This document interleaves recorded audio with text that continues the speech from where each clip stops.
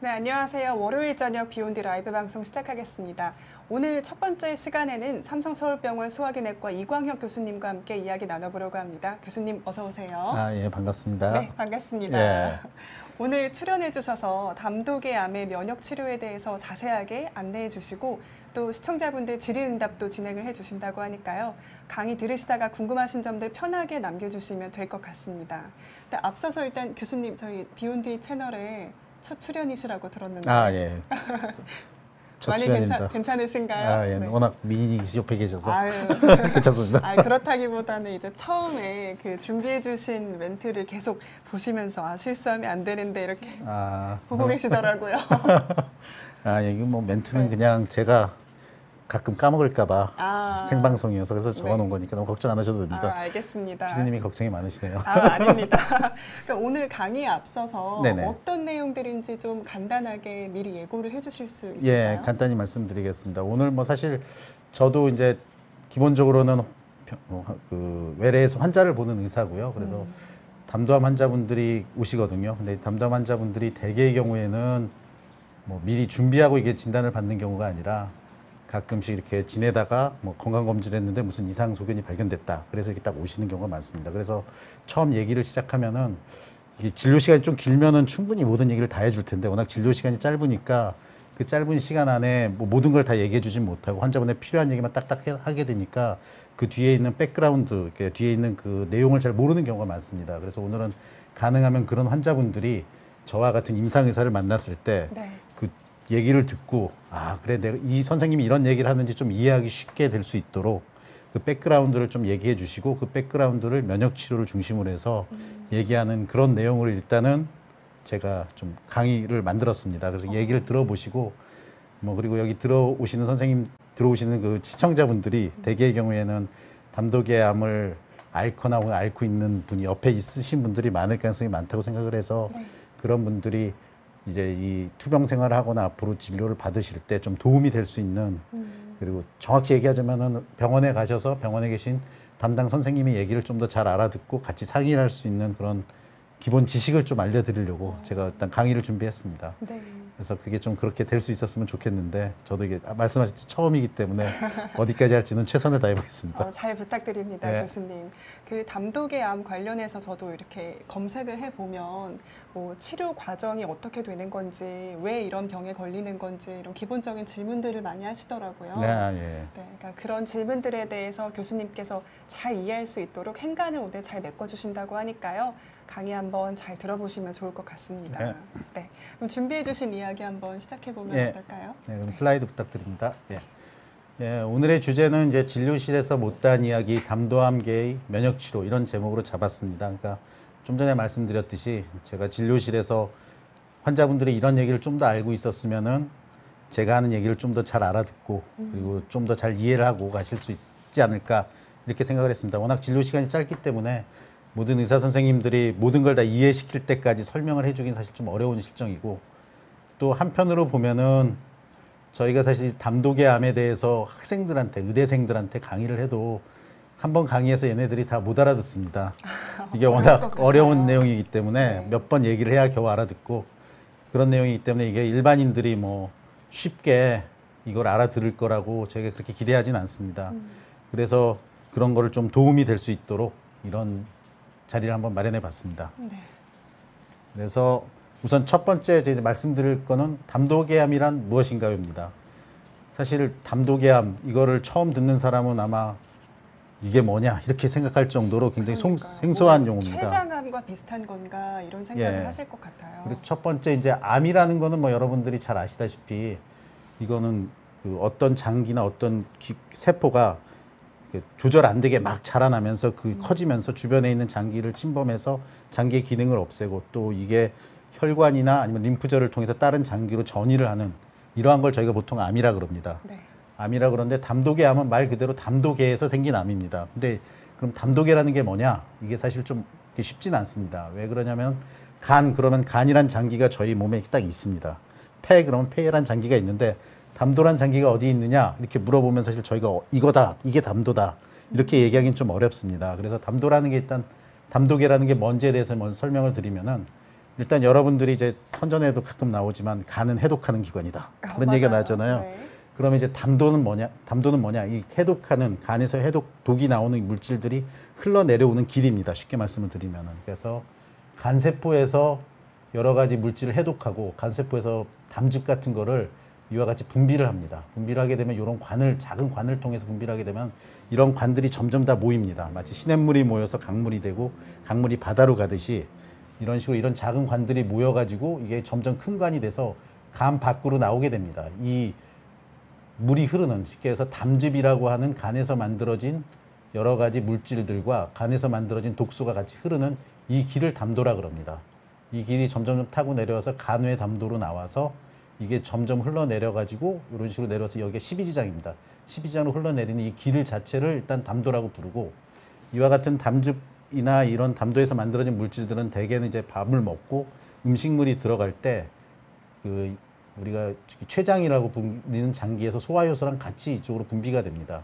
이런 분비가 되는데 이거를 분비하기 전에 잠깐 저정해 놓는 거를 저희가 담낭, 쓸개 이렇게 부르는 겁니다.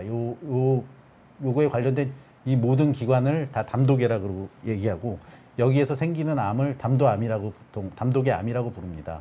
그래서 담도계 암은 담낭에서 생긴 담낭암.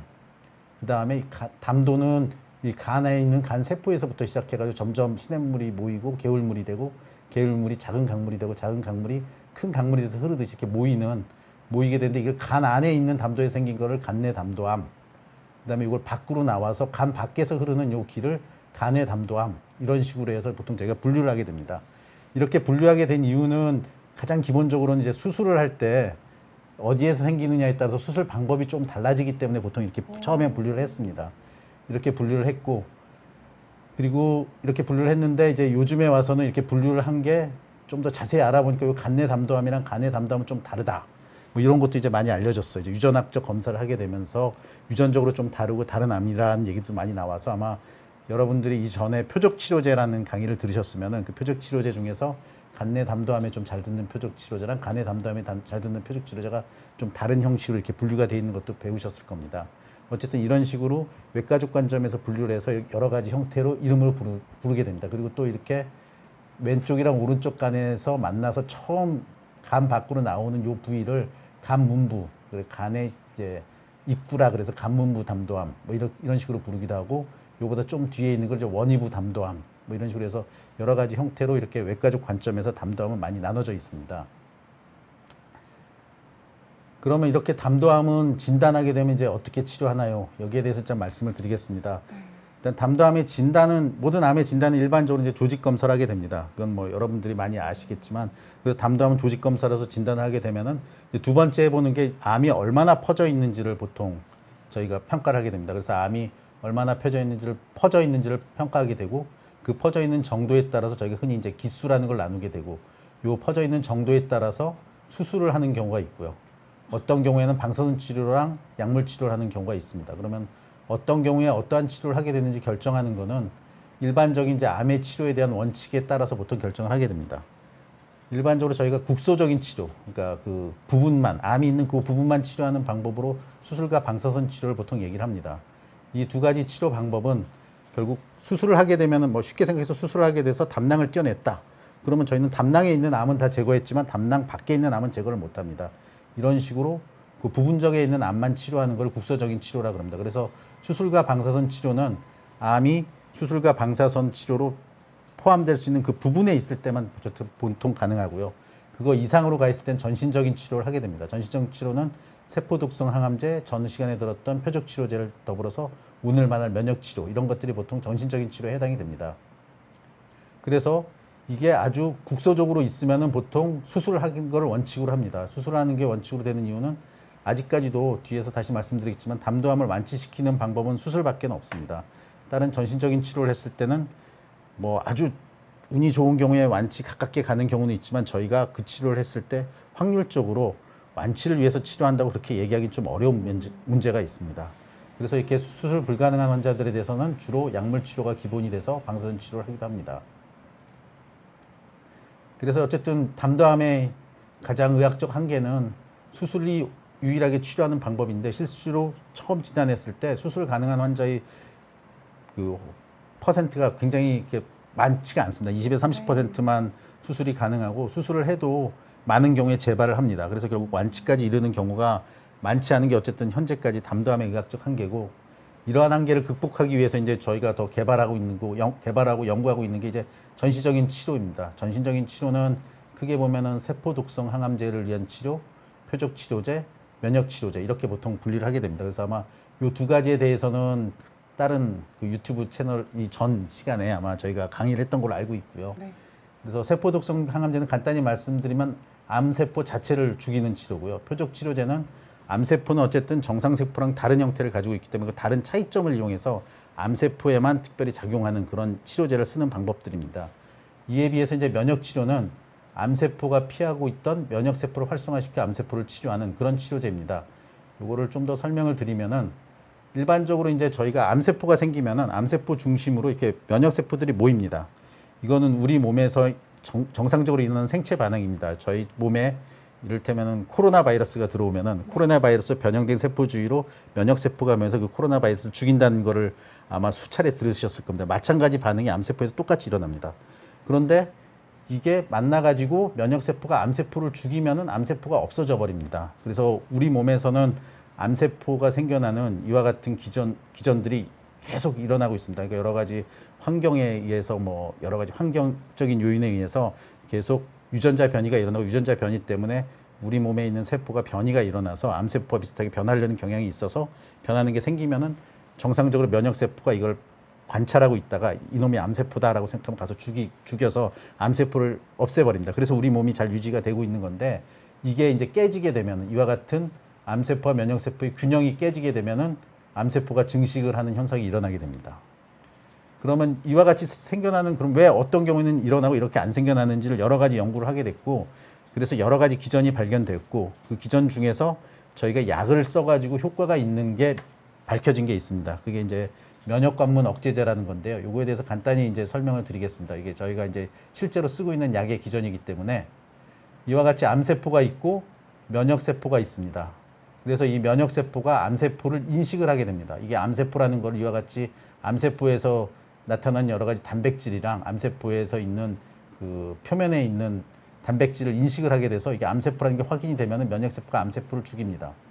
그런데 암세포 입장에서 이렇게 되면 자기가 죽어버리니까 걱정이 돼서 이걸 방어할 수 있는 기전을 보통 만들어내게 됩니다. 그게 이제 저희가 쓰는 약제 그 표적이 되는 PD-L1이라는 라이간, PD 라이간드와 PD-1 리셉터라고 저희 보통 수용체라고 부르는 이와 같은 그 단백질이 있습니다. 단백질이 있어서 암세포에서 이와 같은 단백질을 이렇게 발현을 하게 되면은 이 암세포의 이런 그 정보를 받아들여 가지고 이 면역세포가 암세포를 죽이는 면역세포가 아니라 암세포를 죽이지 않고 가만히 있는 면역세포로 바뀌게 됩니다. 그렇게 바뀌기 때문에 요 관계를 끊게 되면은 이 면역세포가 다시 암세포를 공격하는 그런 세포로 바뀌게 될 것 같다.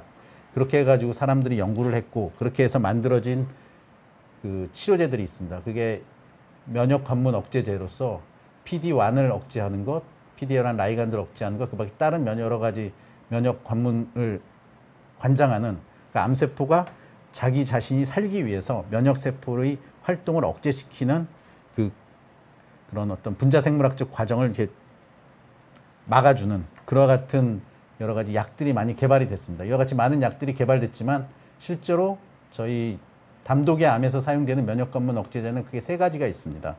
하나는 임핀지라고 저희가 이제 부르는 더발류맵, 그다음에 키투르다라고 부르는 펜브롤리주맵, 그다음에 옵티보라고 부르는 니볼류맵. 요 세 가지 면역관문 억제제만 담독의 암에 사용됩니다. 그러면 왜 이렇게 많은 약들이 있는데 이제 저희들이 어떤 특정한 약만 쓰게 되느냐? 사실 표적 치료제들도 굉장히 많은 표적이 있고 그 표적 치료제 굉장히 많은 약들이 개발이 돼 있습니다. 네. 하지만 폐암에서는 많이 쓰이는데 왜 담독에서만 조금밖에 안 쓰이느냐? 그 이유는 실제로 저희가 임상에서 어떤 약을 쓰려면은 여러 가지 임상 실험을 통해서 환자에 적용하는 게 안전한지 아닌지 그리고 얼마나가 효과가 있는지 없는지가 판단이 돼야지만 사용을 하게 됩니다. 그래서 전임상 시험이라 그래서 이거는 이제 그 여러 가지 그 세포 수준에서 연구를 하고 그다음에 동물 실험까지 해서 이 약이 정말 이 암에 잘 들을 것 같다는 게 밝혀지는 경우가 있고요. 근데 사실 제가 이 얘기를 말씀드리는 이유 중에 하나는 많은 언론이나 이런 데서 사실 전임상 실험 단계 얘기들을 마치 듣는 것처럼 얘기하는 경우가 꽤 많이 있습니다. 그래서 이 전임상 실험 단계만 듣는다 그래서 다 듣는 건 아니고, 그리고 난 다음에 임상 실험, 환자에 적용하는 단계가 있는데, 이것도 그냥 단순히 적용하는 게 아니라 정상적인 사람들, 그러니까 일반인을 대상으로 해서 얼마나 독성이 있는지 평가를 하고, 그 다음에 좀 적은 숫자의 환자들을 대상으로 해서 환자들의 얼마나 효과가 있는지 판단을 해서, 이게 기존에 있는 약과 비교해서 이게 정말로 기존에 있는 약보다 나을 것 같다라고 생각이 되면은 3상 임상 시험이라 그래서 상당히 많은 숫자의 환자를 대상으로 기존에 있는 치료와 이 치료를 비교를 해서 이 치료가 기존에 있는 치료보다 낫다는 게 증명이 돼야지만 저희가 이거 약을 쓰게 됩니다. 그래서 이거는 뭐 저희 진료실에서 많이 듣는 질문 중에 하나, 이제 건강식품이라든지 뭐 많은 병원사가 어떤 새로운 면역 치료 같은 얘기를 듣고 이제 질문하시게 되면은 사실은 이런 단계까지 다 확인이 돼야지만 저희가 말씀드릴 수가 있고, 사실 이 앞 단계에서는 어떻게 될지 잘 모르는 단계인 겁니다. 그래서 이와 같은 임상 시험을 거치게 되는데, 이런 임상 시험을 거쳐서 그 담독의 암에 대해서 가장 확실하게 쓰인 걸로 밝혀진 게 시스플라틴 앤 젬시타민이라고 영어로 써져 있는데, 이게 사실 약입니다. 이 약이 기본적인 약이었고, 이 약을 썼을 때 보통 한 1년 정도 살 수 있는 그런 게 가장 효과적인 약으로 많이 사용이 됐습니다. 근데 그러면은 담독의 암에 사용되는 면역 치료제가 과연 이 약보다도 효과가 있느냐 없느냐, 그걸 비교하는 연구가 필요하게 되고요. 그래서 이제 그러한 비교하는 연구를 하게 됐는데, 이제 그 처음에 이제 연구하는 사람들이 세포 독성 항암제는 앞서서 말씀드렸듯이 이 세포 독성 항암제가 들어가서 암세포를 죽입니다. 암세포를 죽이면서 단순히 암세포만 죽이는 게 아니라 주변에 있는 정상세포도 같이 죽입니다. 이건 마치 폭탄을 퍼붓듯이 이 암세포가 있는 부위에다 폭탄을 퍼붓는 그와 같은 효과를 하는 약입니다. 그렇기 때문에 이 정상세포, 특히 빨리 자라게 하는 정상세포가 영향을 많이 받아서 뭐 머리카락이 빠진다든지, 머리카락도 빨리 자라는 세포이기 때문에요. 그 다음에 그 위장관 세포가 또 빨리 자라는 세포입니다. 그래서 위장관이 다 상하면서 구토를 한다든지 설사를 한다든지, 그리고 우리 몸에서 이제 백혈구, 쉽게 얘기해서 면역세포들도 또 빨리 자라는 세포이기 때문에 면역세포들도 영향을 받습니다. 그래서 이 영향 때문에 아마 면역세포들이 기능을 못 해가지고 감염증에도 잘 걸리고 폐혈증에도 잘 빠지는 그런 부작용이 있습니다. 어쨌든 이와 같은 세포독성 항암제를 쓰고 여기에 면역 항암제를 같이 쓰게 되면은 이 세포독성 항암제에 의해서 암세포가 죽으면서 나온 각종 여러 가지 새로운 항원들에 대해서 면역 항암제가 작동을 해서 더 잘 면역세포가 암세포를 죽이는 기전을 할 거다. 이렇게 생각을 해서 이 두 가지를 이제 같이 사용하는 거랑 세포독성 항암제, 앞에서 말씀드렸던 이 젬시타빈이랑 시스플라틴 약이랑 이제 같이 비교하는 연구를 했습니다. 그리고 면역 항암제는 뭐 다시 기전을 말씀드리면은 이게 좀 더 쉽게 설명이 된대요. 면역 항암제는 직접 암세포를 죽이는 게 아니라 면역세포를 활성화시켜서 암세포가 면역세포를 억제하고 있던 그 고리를 끊음으로 해가지고 면역세포가 암세포를 가서 죽이기 때문에 아마 부작용이 좀 덜한 그런 항암제입니다. 그래서 이제 그런 비교를 했습니다. 그래서 면역항암제랑 이 앞에 빨간색이 면역항암제랑 임핀지라고 하는 더발리맵이라는 세포독성 항암제랑 임핀지라고 하는 면역항암제를 같이 사용한 군이고요. 앞에 밑에 있는 파란색이 이제 젬시타민 시스플라틴이라고 하는 세포독성 항암제만 사용한 두 군을 서로 비교를 해봤습니다. 비교를 해봤더니 시간이 지나면 처음에는 뭐 비슷하게 별 차이가 없다가 시간이 지나면 지날수록 면역항암제를 같이 사용한 군에서 더 사는 사람들이 더 많습니다. 그래서 2년 정도 살았을 때 한 25% 정도, 한 4분의 1 정도가 살았던 게 증명이 됐고요. 최근에는 이게 3년 데이터가 나오면서 이게 한 14% 정도가 면역항암제 사용한 사람들이 지금 생존했다는 보고를 했었습니다. 그래서 이런 3상 연구에서 면역항암제랑 세포독성항암제랑 같이 사용하는 게 훨씬 더 효과가 좋다는 게 증명이 돼서 그 NCCN 가이드라인이라 그래서 이게 이제 미국 암학회에서 1차 치료제로 이 면역항암제랑 이 젬시타민 시스플라틴이라는 세포독성항암제를 같이 사용할 거를 권고하게 되었습니다. 그리고 최근에 이제 펜브롤리주맵이라 그래서 키투르다에 대한 데이터도 나와서 이 두 가지 치료가 1차 치료로 보통 권고가 되고 있습니다. 네. 그러면 이제 저희들이 그럼 이 치료 이제 이렇게 말씀을 드리면 그럼 이 치료를 하면은 다 사는 거냐, 다 완치가 되는 거냐고 말씀을 하시는데 이제 그런 거에 대한 대답을 할 때는 저희들이 보통은 그 데이터를 봅니다. 데이터를 보면은 이게 면역항암 치료제랑 그 세포독성 항암제 치료제를 같이 사용한 그룹에 대한 데이터고요. 이쪽이 이제 세포독성 항암제만 치료한 데이터입니다. 그래서 여기서 메디안 OS라고 적어진 게 그 평균 생존율, 그래서 네. 중앙값이라고 보통 얘기를 하는데 그러니까 얼마만큼 오래 사느냐인데 이걸 같이 사용하게 되면 12.7개월, 그러니까 50%가 12.7개월 살게 되고 세포독성 항암제만 사용하면 10.9개월 살게 됩니다. 그래서 한 차이가 한 2달 정도가 채 안 납니다. 이 약을 사용했을 때도 마찬가지로 한 달 반 정도 차이가 나는데 어쨌든 이 차이가 나더라도 이쪽이 더 오래 사는 그룹이라는 걸 보통 얘기를 하기 때문에 하는데 결국 생존율의 차이는 어차피 평균적으로 보면 한 2달 정도 차이가 나는 거고요. 근데 이제 우리가 그럼 이것만 보느냐, 이것만 보는 게 아니라 또 보는 게 있습니다. 그게 뭐냐면은 완전히 다 없어진 사람이 얼마냐를 봅니다. 그러니까 사실 면역항암제나 이 약을 쓰면서 그래도 암세포가 최소한 현대의학이 찾아낼 수 있는 각종 검사를 통해서 안 발견되는 사람들이 2% 정도 있었고 여기에도 한 2.1% 정도 있었습니다. 그리고 이 암세포가 50% 이상 줄어든 환자들이 한 30% 정도 있었습니다. 그래서 이 환자분들은 어쨌든 도움을 받을 수가 있고 그리고 이렇게 30%까지 줄어든 환자들은 운이 좋다면 어쨌든 수술하는 범위로 줄어들어서 수술까지 갈 수도 있습니다. 보통 이런 식으로 보통 저희가 판단을 합니다. 그래서 효과가 그럼 얼마나 있느냐? 효과는 뭐 2달 정도 더 오래 살긴 하지만은 그래도 어떤 환자들은 좀 다 암세포가 없어지거나 암세포가 줄어든 환자들이 있다. 그러면 이제 두 번째 질문은 그럼 이 환자들을 저희가 미리 알 수 있느냐? 치료하기 전에. 완전 관해가 가능한지 예, 미리 알 수 있냐? 미리 알 수 있냐? 이게 보통 이제 질문이거든요. 근데 그렇죠. 불행히도 아직까지 미리 알 수는 없고요. 써봐야 합니다. 써봐서 저희가 다시 사진을 찍어봐야 합니다. 그럼 이제 그런 거를 실제로 어떻게 하는지를 제가 이제 케이스를 하나를 말씀드리면서 마지막 이제 이 강의를 끝내겠습니다. 이제 70대 남자분이었고요. 네. 고혈압 진단을 받았고 뭐 특별한 문제 없었습니다. 그런데 체중 감소증이 있고 가려움증이 있었지만 역시 뭐 큰 문제가 아니라고 보통 생각하시고 지내시다가 초음파를 봤는데 이상이 있어서 CT를 찍었더니 암이라고 듣고 외래를 왔습니다. 담낭암이 뭔지도 이제 잘 알기 잘 처음 들어본 이제 암인 거죠. 이 환자분한테는 왔습니다. 그래서 CT를 찍었더니 이게 담낭인데 담낭이 지금 다 암으로 대처가 돼 있고요. 이게 배 안에 있는 여러 가지 임파선에 다 전이가 돼 있어가지고 이런 큰 혈관도 막고 있고 그래서 수술도 못하고 임파선이 너무 많이 배 안에 많이 퍼져 있었습니다. PET-CT를 찍었더니 이렇게 하얗게 보이는 게 암덩어리입니다. 암덩어리들이 이렇게 배 안에 가득 차 있는 상태였고 그래서 뭔지 알기 위해서 조직 검사를 해서 그 담낭암이라는 걸 진단을 하고 저희가 그 임핀지라는 약이랑 젬시타민 시스플라틴이라는 약을 썼습니다.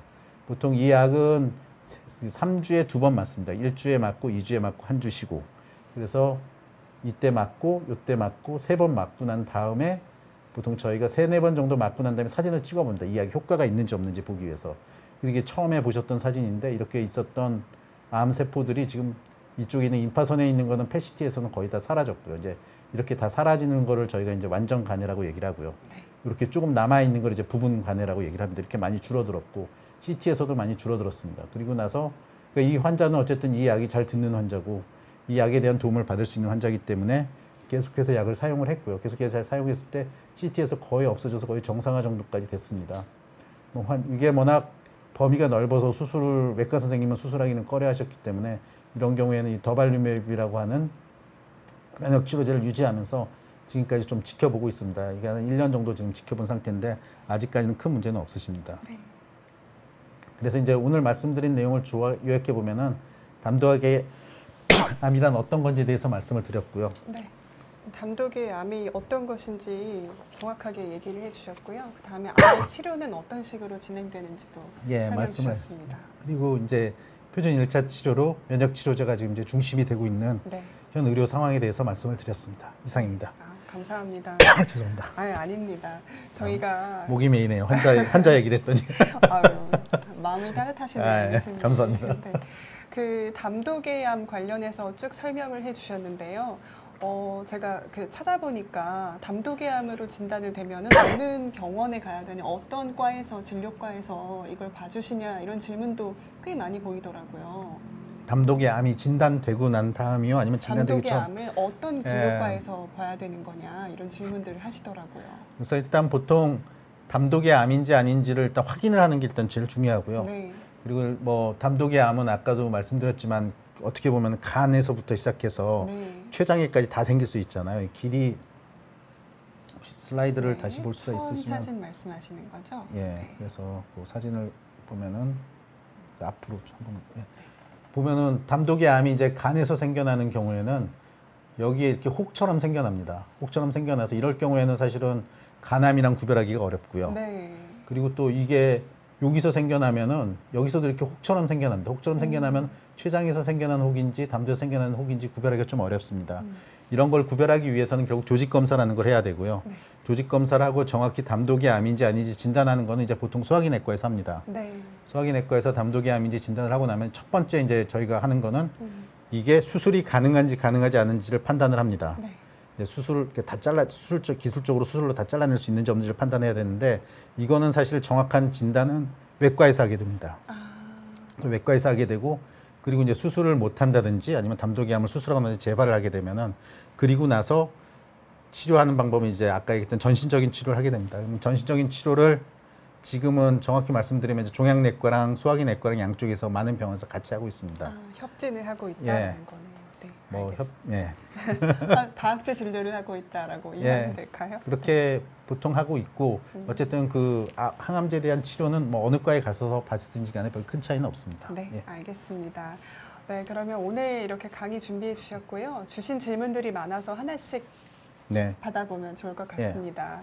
제가 막 읽어도 되는데요. 교수님께서 혹시 눈에 들어오시는 것 있으시면 뭐 먼저 읽어주시면은 제가 하겠습니다. 네, 알겠습니다. 일단 오늘 방송 기다리고 계셨다는 해피바이러스님인데요. 담도암은 보통 처음에 어떻게 발견하게 되나요? 어떤 검진을 받아야 알 수 있을지라고 질문을 좀 주셨어요. 예, 이제 이게 결국에는 저희가 위암 같으면은 매년이나 네. 아니면 2, 3년에 한 번씩 내시경을 하면은 위암을 초기에 볼 발견해서 수 있죠. 잘 치료를 해서 완치가 된다라는 게 밝혀져 있고요. 네. 그다음에 뭐 대장암 같은 경우에는 대장 내시경을 정기적으로 받으면은 대장암 초기 단계든지 아니면 대장암 전 단계를 제거해서 대장암을 쉽게 얘기해서 진행한 대장암이 아니라 아주 초기의 암을 발견해낼 수 있다고 돼 있는데 불행히도 담도암에 대해서는 아직까지 그런 건 없습니다. 그러니까 이게 그 선별 검사를 통해서 담도암을 진단을 하고 그 진단을 함으로써 환자분한테 도움이 되느냐 안 되느냐 이런 문제인데 아직 그거에 대해서는 증명된 게 없고 뭐 담독의 암을 찾고 싶다 그러면은 사실은 CT나 MRI를 찍어봐야지 정확히 알 수가 있습니다. 그리고 이제 간내 담도암 같은 경우에 이제 초음파를 알 수가 있는데 간내 담도암 같은 경우는 CT나 MRI를 찍어야 되고요. 결국 그런데 초음파로는 완전히 알 수 예, 없다. 그러니까 그게 이제 모든 담도암을 다 네네. 보겠다 그러시면은 네. 담도암 이제 여러 가지 위치에 따라서 다 다르니까요. 그런데 그거를 굳이 그러면 권유를 할 거냐? 건강검진 받으실 때 매년 건강검진 받으실 때 네. 담도암을 찾기 위한 검사를 해야 되느냐? 그렇게 물어보시면은 제 개인적으로는 그거는 어떻게 보면은 좀 낭비다 이렇게 생각을 합니다. 진행 속도가 좀 빠른가요? 진행 속도도 빠르다기보다는 그렇게 했을 때 찾아낼 확률이 낮고요. 아, 예. 그리고 이제 저희들이 확률이 아주 낮은 암을 걱정하는 거는 사실은 저희들이 그걸 찾아서 증명이 안 돼 있습니다. 그러니까 찾아가지고 네네. 저희들이 그거를 정말 환자분한테 도움이 된다는 증명은 안 돼 있고, 근데 만약에 걱정이 된다 그러시면은 CT를 찍어 보시면 됩니다. 근데 CT를 찍었을 때 담도암을 그럼 초기에 발견해서 저희가 이거를 치료를 해서 환자분의 건강을 생명을 연장시킬 수 있느냐 거기에 대한 데이터는 없습니다 아직까지. 예. 그리고 그거에 대한 데이터를 낼 수가 없습니다. 예. 알겠습니다. 그거에 대해서 뭐 궁금하시면 따로 말씀드리겠습니다. 네, 예. 알겠습니다. 밍밍이 귀여우님께서 교수님 목소리가 너무 좋으시다고 아, 예, 열심히 듣고 감사합니다. 계시다고 하는데 면역 항암제가 잘 됐는 암종들이 따로 있다고 하던데 그거 관련해서 궁금하시다고 댓글 남기셨어요. 그러니까 뭐 면역 항암제 보통 저희가 이제 담도암 이외의 암을 물어보시는 건지 아니면 담도암에서 면역 항암제가 일단 담도암 안에서로 보면은 좋을 것 같습니다. 예전에는 그 이제 PD-L1이랑 PD-L1 리셉터에 대한 그 치료제이기 때문에 그거 발현이 높거나 쉽게 해서 PD-L1 발현이 암세포에서 많이 높으면은 그걸 이용해서 얘네들이 그 면역 치료를 피해 가지고 잘 살고 있을 거다. 그러니까 그런 데다 쓰면은 잘 들을 거라고 생각했는데 실제로 데이터를 보면은 PD-L1 게 높지 않아도 써서 잘 듣는 사람들이 있습니다. 아, 꼭 그렇지만 예, 꼭 그렇지만 거네요. 않습니다. 이제 물론 PD-L1 그 익스프레션이 PD-L1 발현이 많은 사람들이 좀 잘 들을 확률이 높지만 그 발현이 있다 그래서 또 잘 듣는 것도 아닙니다. 그게 이제 이렇게 되는 이유 중에 하나는 저희들이 여러 가지 표적 치료제의 경험에서도 보통 저희가 알 수 있는데 그 표적이 발현돼 있다 하더라도 그러니까 어떤 유전적 변이가 있다 하더라도 그 유전적 변이가 암이 살아가는데 정말 중요한 유전적 변이면은 그 유전적 변이나 아니면 그런 그 면역 치료제를 쓰게 되면은 그 암이 죽습니다. 근데 그게 중요하지 않고 다른 걸로 중요하게 잘 살아가고 있고 그거는 같이 있는 경우가 있습니다. 네. 저희가 이걸 이너센트 바이스탠더 이렇게 얘기해서 그러니까 자기는 잘못하지 않았는데 옆에 가만히 서 있는 변이가 있습니다. 그런 변이는 치료를 해도 네. 잘 듣질 않습니다. 근데 그걸 미리 알 수 있는 방법이 없습니다. 면역 치료제나 아니면은 여러 가지 표적 치료제를 할 수 있는 그 반응 그 맵을 그린 그 반응하는 그런 여러 가지 거를 한꺼번에 다 놓은 요즘은 이제 전체 유전자를 분석해서 그걸 한꺼번에 보는 그런 걸 보게 되면 너무 복잡하기 때문에 어느 한쪽이 맡기면 다른 길로 돌아갑니다. 얘네들이. 암세포가 이렇게 적응을 해서 살아가는 애들이 있습니다. 아, 그렇군요. 그래서 그런 것들에 따라서 다르기 때문에 그래서 이제 제일 큰 문제가 결국에는 아까도 마지막에 말씀드렸지만 저희가 이걸 미리 알 수 있는 방법이 있느냐 없다고 말씀드렸고 해보기 전엔 모릅니다. 그래서 해봐서 사진을 찍어서 잘 듣지 않는 걸 확인이 되면은 그 다음에 저희가 그 치료제를 쓸 수가 있습니다. 네. 그래서 이게 약간 좀 현대의학의 한계입니다. 네, 알겠습니다. 네. 그래도 자세하게 설명해 주셔서 감사합니다. 지금 경제정님이 차분하게 설명해 주셔서 감사하다고 또 댓글 남겨주셨고요. 예, 감사합니다. 쿠쿠프리님께서 담도암 발견하기도 어려울 것 같다고 하면서 소화가 안 되는 증상도 해당이 될 수 있냐라고 질문하셨는데요. 이거 말고도 사실 뭐 그 이제 인터넷에 네. 보니까 뭐 여러 가지 얘기 많더라고요. 뭐 황달 증상 있을 때, 뭐 소화 안 될 때 이런 것들도 담도에 좀 문제가 있다고 봐야 하냐. 네, 아주 네, 뭐. 그런 것들도 사실은 뭐 확실하게 알 수 없다라는 거네요. 그러니까 이제 증상 중에서 이제 황달 몇 가지 증상들은 저희들이 건강상의 문제가 있기 때문에 꼭 검사를 해봐야 되는 증상인데 그 중에 하나가 이제 황달입니다. 네. 황달은 생기는 원인이 굉장히 많습니다.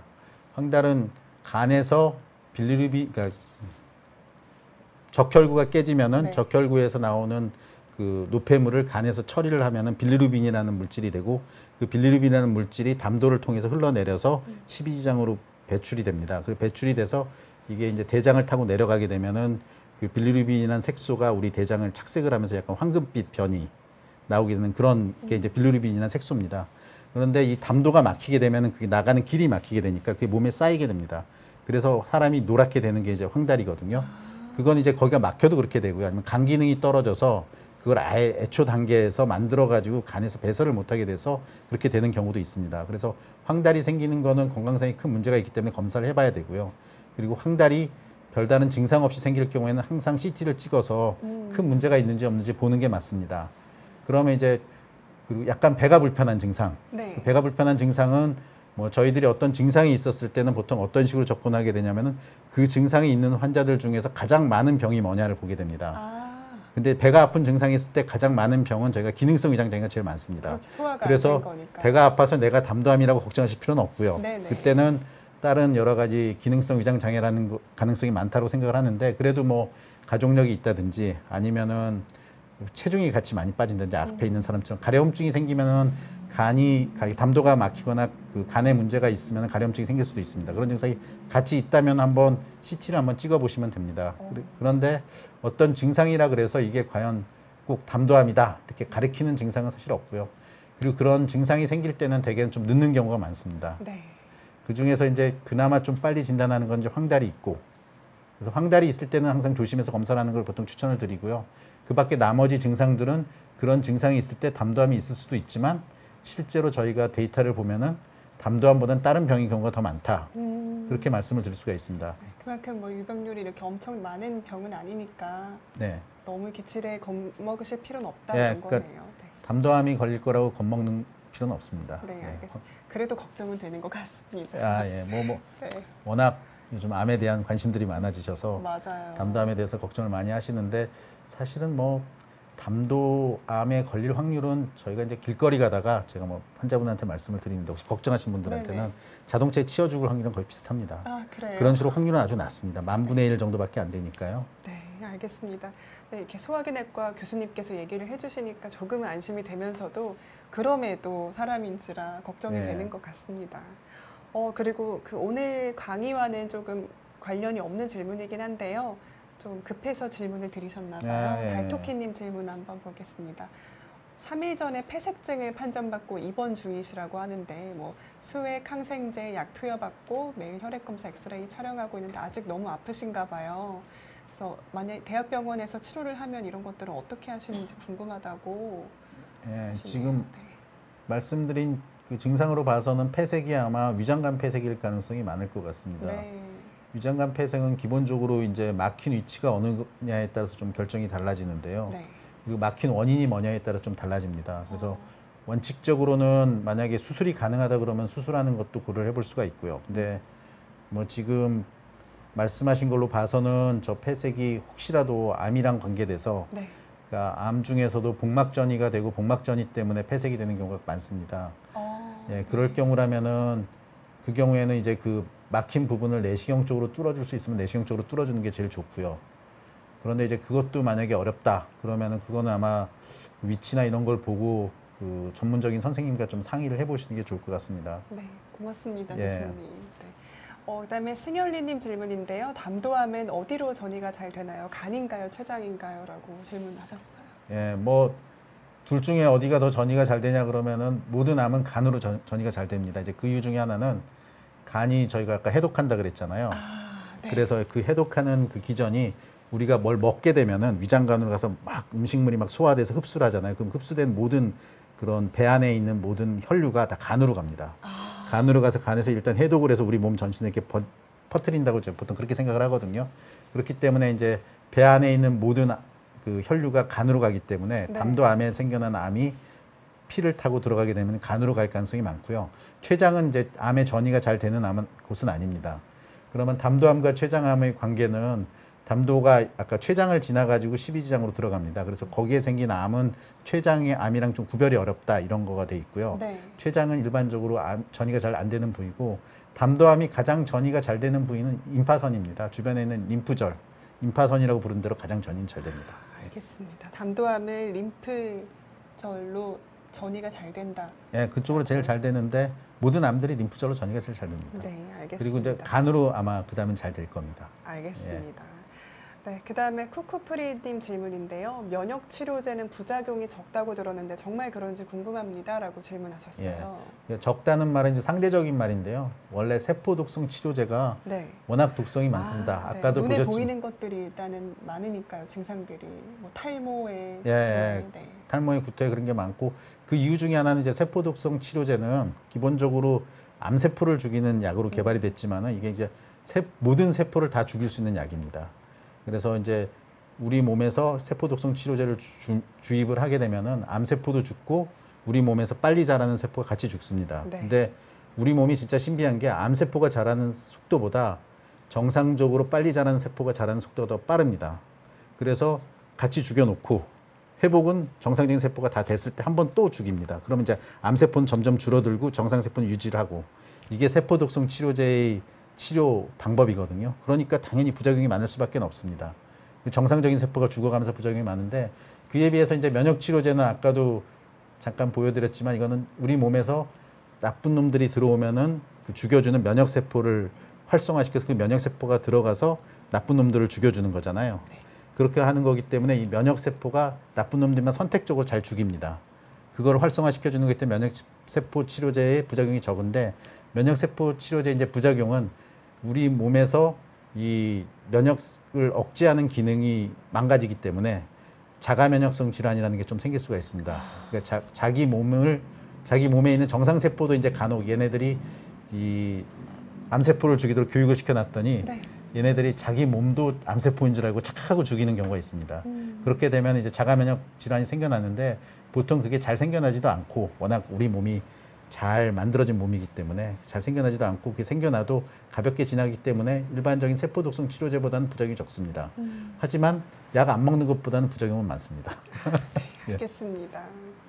네, 어쨌든 그 몸이 잘 세팅이 되어 있다고 해도 그럼에도 나타날 수 있는 게 부작용이니까. 네, 부작용은 모든 약은 다 나타납니다. 알겠습니다. 그리고 승열리 님이 질문 주셨는데요. 간흡충이 있으면 담도암의 발생 위험이 커진다던데 간흡충 치료는 어떻게 하나요? 라고 질문 주셨고요. 그다음에 키테르다가 건강보험 적용 안 되면 어마어마하게 비싸다던데 담도암에도 혹시 적용되나요? 라고 질문하셨네요. 아직 보험은 적용이 안 되고 있고요. 네. 아마 보험이 적용이 안 돼서 비쌉니다. 네. 비싼 거고 아마 가격은 이제 각 병원에 가서 물어보시는 게 네. 맞을 것 같고요. 네. 또 그다음에- 유니님이 쓰신 것 같은데요. 그게 뭐 이제 병원마다 좀 다르기 때문에 네, 한번 맞습니다. 물어보시면 비급여니까. 됩니다. 예. 네. 간흡증증이 있으면은 보통 담도암 발생 위험이 커집니다. 간흡증증은 일반적으로 치료 자체는 기생충약, 네. 기생충약을 먹어서 그 기생충약을 하루만 먹으면은 간흡증이 일단 다 치료가 됩니다. 근데 이제 오. 문제는 간흡충 자체가 이제 문제가 되기도 하고요. 간흡충이 이제 오래 앓게 되면은 담도 안에 오래된 염증이 있으면 거기서는 암이 생겨날 확률이 항상 올라갑니다. 네. 그래서 간흡증을 오래 앓아서 담도가 망가지고 담도에 염증이 오래돼 있으면은 그럴 경우에는 담도암 발생 위험이 커집니다. 보통 2배에서 한 3배 정도 커진다고 얘기를 합니다. 두세 배요. 근데 뭐 두세 배가 그렇게 큰 건 두세 배가 그렇게 큰 건 아닙니다. 원래 그래요? 만분의 1이 만분의 2, 3이 되는 거니까요. 네. 그러네요. 또 예. 그렇게 얘기해 주시니까 그래서 뭐 이해가 잘 되네요. 치료는 저기 그 간흡충 약, 그러니까 그 기생충 약을 잘 드시고 그리고 정기적으로 뭐 검진을 좀 만약에 모양이 변해 있다면 정기적으로 검진 정도 받으시면 됩니다. 수술할 필요는 없습니다. 네, 고맙습니다. 그다음 해피바이러스님께서 담도암은 재발이 많은 질환인가요? 늦게 발견돼서 그런 걸까요? 라고 질문 주셨어요. 담도암은 재발이 많습니다. 그러니까 네. 재발이 많다는 것은 완치가 되고 난 다음에 재발이라고 네, 보통 네. 얘기를 하니까요. 네. 수술하고 난 다음에 수술 후에 재발이 맞느냐? 그럼 재발이 꽤 많이 됩니다. 그 이유 중에 하나는 담도암은 그게 뭐 수술은 그냥 잘라내면 된다고 간단하지만은 그 주변에 있는 혈관도 많고 그리고 거기가 이렇게 다 잘라내기가 사실 좀 어려운 구조입니다. 네, 그래서 구조를 보니까 딱 그렇더라고요. 그게 이제 뭐 생략해서 그려서 간단하게 보였지만 사실 네. 배 안에 들어가면은 수술하기가 제일 어려운 수술이고요. 사실 이 부위 수술하시는 외과 선생님은 이제 배 안을 수술하는 선생님들 중에서 가장 어려운 수술을 하시는 선생님들 분 중에 한 분입니다. 그래서 수술이 어렵기 때문에 남아있을 가능성이 좀 많고요. 네. 그리고 이제 암의 특성이 사실은 진단했을 당시에 전이가 돼 있는 경우가 눈에 안 보이는 전이가 돼 있는 경우가 꽤 많습니다. 그래서 재발이 좀 많습니다. 네, 알겠습니다. 그다음에 로즈운님 질문인데요. 이것도 시청자분들이 질문 많이 네. 하시더라고요. 담석 환자가 담도암이 많이 생기나요? 라고 질문하셨습니다. 일반적으로 담낭에 담석이 있으면은 담낭암이 많이 생긴다고 얘기를 합니다. 네. 담낭도 이제 담석의 일부기 담독의 암의 일부기 때문에 그리고 이제 간내 담석이라는 게 있습니다. 간내 담석이 있으면은 이제 간내 담도암이 많이 생긴다고 보통 얘기를 합니다. 네. 근데 그 위험도가 많지 않기 때문에 일반적으로 우선 정리를 다시 해서 말씀드리면 담낭 담석이 있을 경우에는 담낭암의 위험은 올라가지만 네. 그 올라가는 정도가 뭐 그렇게 크지 않기 때문에 담석이 있다 그래서 담낭암을 예방하기 위해서 수술을 권유하진 않습니다. 그래서 알겠습니다. 담낭 담석이 있을 때 그 수술은 필요 없고요. 그다음에 그에 비해서 이제 간내 담석은 좀 얘기가 좀 다릅니다. 간내 담석이 있을 경우에는 담도암의 위험이 올라가기 때문에 네. 간내 담석이 있고 아무 증상도 없고 간에 염증이 심하지 않으면 지켜볼 수가 있습니다. 그런데 그에 비해서 염증이 있으면서 간에 위축이 있고 이게 잘라낼 정도의 간내 담석이 있으면 그 부위는 보통 수술로 제거를 해서 암을 예방하라고 얘기는 합니다. 근데 간내 담석은 아직 그렇게 흔한 병은 아니기 때문에 혹시 간내 담석이 있으면 간 안에 이제 담석이 있는 경우가 있거든요. 그럴 경우에는 꼭 의사 선생님이랑 상담을 해서 이게 수술적 치료까지 갈 병인지 아니면 지켜만 봐도 될 건지 그 상담을 해보셔야 되고요. 그에 비해서 담낭 담석은 그냥 지켜보시면 됩니다. 그건 꼭 수술하실 필요는 없습니다. 네, 감사합니다, 교수님. 김순아님 질문인데요. 술을 전혀 못하는데 지방간 간경화 가중기라고 하는데 더 이상 진행되지 않기 위해 좋은 음식 어떤 게 있을까? 이 질문도 참 많이 하시지 않으세요? 근데 이건 이제 정확히 말씀드리면 이제 간 쪽 선생님한테 질문해야 될 시간이고요. 네. 글쎄요, 지방간 간경화 중기가 왜 생겼는지가 사실 제일 중요할 것 같습니다. 저희 원인이요. 경우에는요, 네. 지방간이 생기고 아마 술을 못하는데 지방간이 생기는 경우는 보통 비만이나 아니면은 그 대사성 증후군이 있는 환자분들께서 많이 생기거든요. 그러면 대사성 증후군이나 대사성 증후군이 보통 당뇨병 계통의 병이기 때문에 그런 병을 조절할 수 있는 게 제일 중요하고요. 보통 비만하시면은 체중 빼는 게 중요하고요. 그다음에 만약에 음식을 얘기를 하면은 뭐 특별히 다른 음식이 있는 건 아니고 저희가 흔히 얘기하는 건강한 음식, 채소류를 많이 먹고 담백한 음식. 채소를 많이 먹고 이제 그 레드미트, 네. 그 붉은 고기는 좀 줄이고 그 단백질은 가능하면 생선 쪽으로 섭취를 하고 뭐 보통 그런 권유를 해드리는데 그 정도 권유가 있고 사실은 뭐 그 붉은 고기도 뭐 많이만 드시지 않으시면 될 것 같습니다. 그래서 네, 알겠습니다. 지방간 간경화가 왜 생겼는지를 찾아보시는 게 우선 제일 중요합니다. 네, 감사합니다, 교수님. 네. 다음에 질문을 저희가 좀 빠르게 받아서 네. AMD 761님 질문인데요. 작년에 복부 전체 MRI를 찍었는데 담낭 쪽에 조그만 용종이 보인다고 합니다.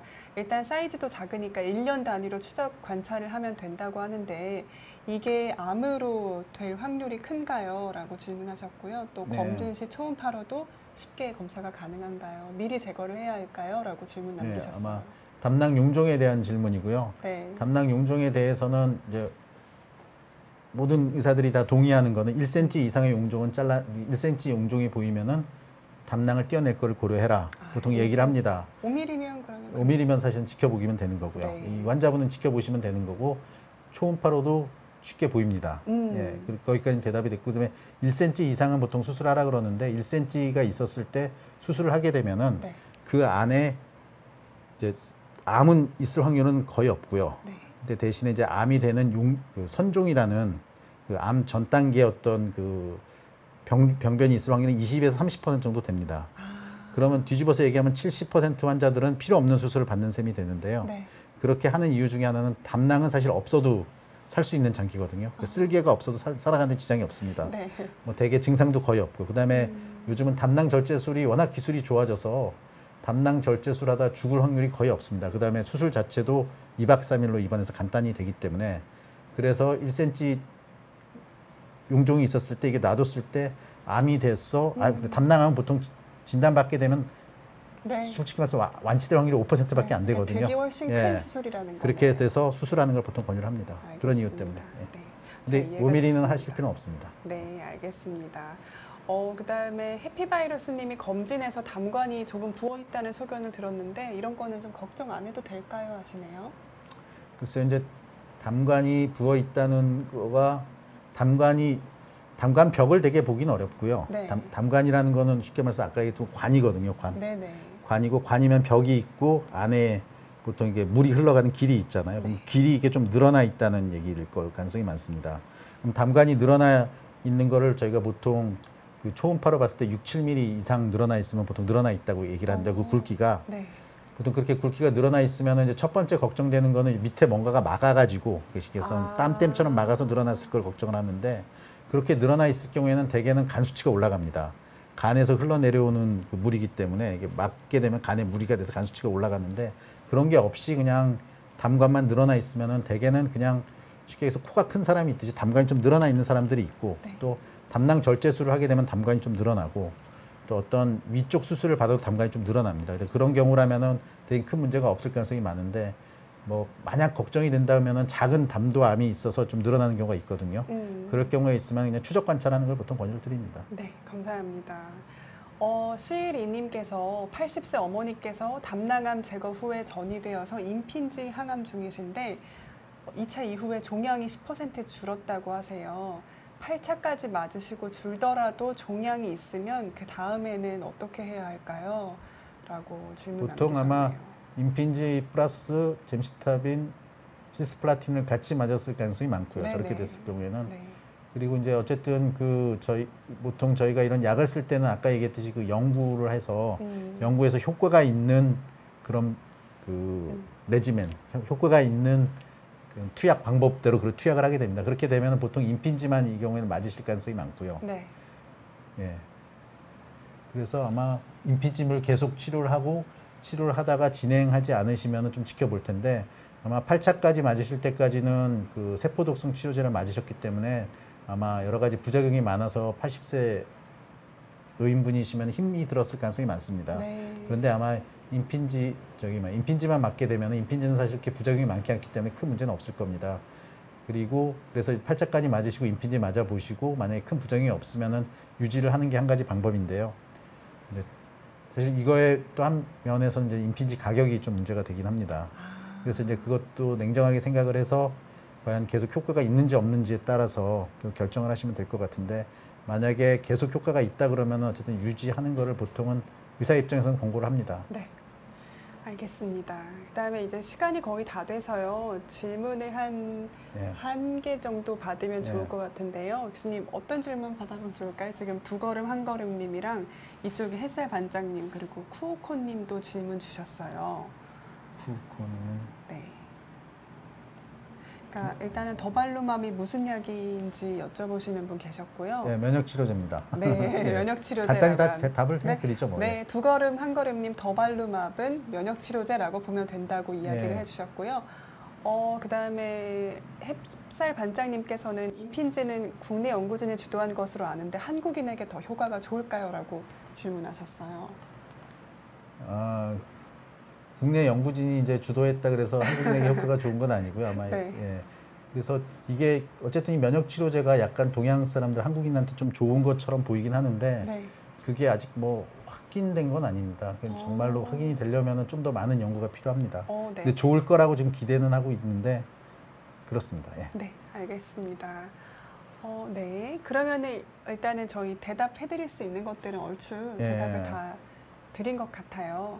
혹시 교수님 좀 강의하시거나 질문 받으시면서 마음에 좀 아직 남는 게 있으시면 환자분들께 좀 얘기해 주시고 마무리하면 좋을 것 같습니다. 어쨌든 뭐 쉽지 않은 치료입니다. 어쨌든 제가 볼 때도 환자분들한테 이게 뭐 다 듣고 다 좋아지는 치료가 아니고 저희가 이제 난치암이라고 부르면은 그 난치암이라는 거는 치료하기 어렵다는 얘기거든요. 네. 근데 첫 번째 하나는 일단 그거를 어쨌든 인정을 하고 일단 시작을 하는 게 저는 중요하다고 생각을 합니다. 네. 어쨌든 의사도 인정을 하고 환자도 인정을 하고 그래서 최선을 다해서 치료를 하는 거고요.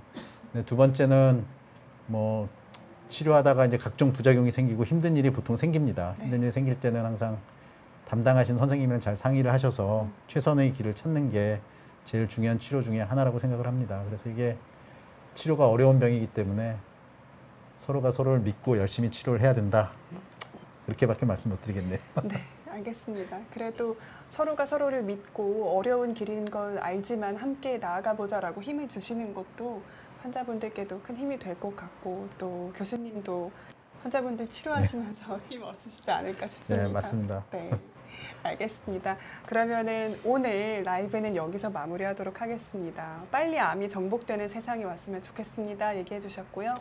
네, 교수님은 오늘 여기서 보내드리고 또 다음 시간에 정진희 쇼로도 찾아뵙는다고 하니까요. 못다한 질문들은 또 그 시간에 남겨주시면 좋을 것 같습니다. 그럼 오늘 삼성서울병원 소화기내과 이광혁 교수님과는 여기서 마무리하겠습니다. 시청해주셔서 고맙습니다.